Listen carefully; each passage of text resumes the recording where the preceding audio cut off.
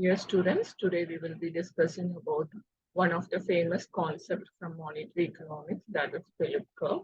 So before getting into the core content of what is Phillip curve, we will see the background of it. The concept starts from the period of 1929.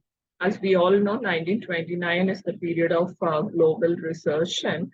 So Keynes wrote a book which gives more importance to the aggregate demand. So we will just start from that period after 1945. If you just particularly take after 1945, fiscal demand management became the general tool for managing the trade cycle.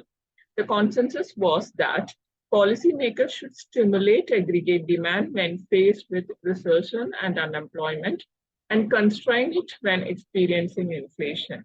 And it was also generally believed that economies faced either inflation or unemployment, but not together. And whichever existed would dictate which macroeconomic policy objective to pursue at any given time. So, in addition to that, the accepted wisdom of all the economists was that it was possible to target one objective, that is inflation or unemployment, without having a negative effect on the other. So, however, Philip published a book in 1958 uh, because of the his writing in the book. Both the assumptions were called into question. So we will see. Uh, so what Philip has analyzed in his book, and what was the result, and what was his findings actually. So if you see the origin of Philip curve, Philip analyzed the annual wage inflation and unemployment rates in the UK for the period of 1860 to 1957, and then plotted them on a scatter diagram. So the data appeared to demonstrate an inverse and stable relationship between wage inflation and unemployment. So later, other economists substituted price inflation for wage inflation, and Philip's curve was born. When economists from other countries undertook similar research, when they tested in their country, they also found very similar curve for their own economies. So this clearly says that unemployment and inflation are inversely related in most of the countries. So that's why, as we have seen in the introduction, both the assumptions that inflation is not connected with unemployment was questioned. So we will see what is exactly Philip curve is. The Philip curve states that inflation and unemployment have an inverse relationship. Higher inflation is always associated with lower unemployment and vice versa. The Philip curve was a concept used to guide macroeconomic policy in the 20th century, but was called into question by the stagflation of the 1970s. So understanding the Philip curve in light of consumer and workers' expectations shows that the relationship between inflation and unemployment may not hold in the long run or even potentially in the short run. So when you diagrammatically, try to explain the concept, so unemployment is given in x-axis and inflation in y-axis, and the data plotted in the diagram clearly shows that there is a inverse relationship existing between inflation and unemployment. Higher the inflation, lesser is the unemployment rate. So we will see the explanation of the curve. The curve suggested that changes in the level of unemployment have a direct and predictable effect on the level of price, also called as inflation. So it was a generally accepted explanation during the period of 1960s. It goes like this. In 1960s was a period of fiscal stimulus.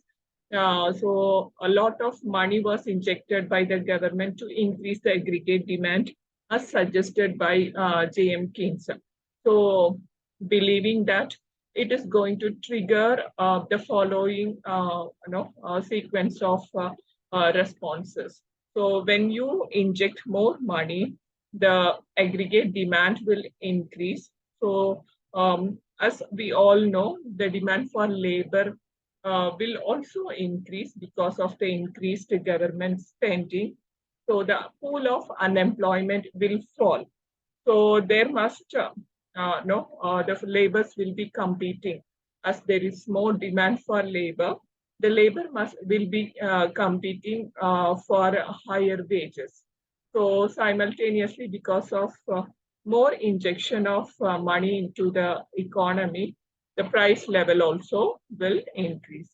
So here, on the other side, in the labor market, so what happens is because of the more bargaining power from the end of labor, they used to seek for a increase in nominal wages. So wage cost will increase.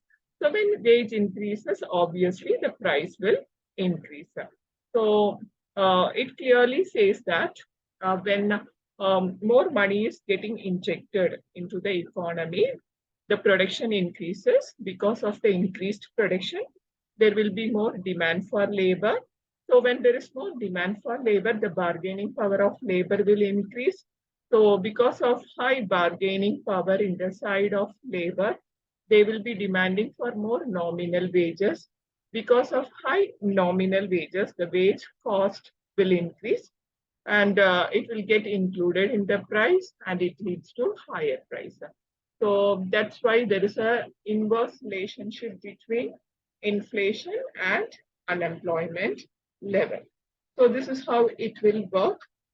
During the period of 1960s and 1970s, it was common practice for government around the world to select a rate of inflation they wish to achieve and then expand or contract the economy to obtain this target rate. This policy became known as stop-go policy during that period, strongly relying on fiscal policy to create expansion and contraction required for that particular period of time.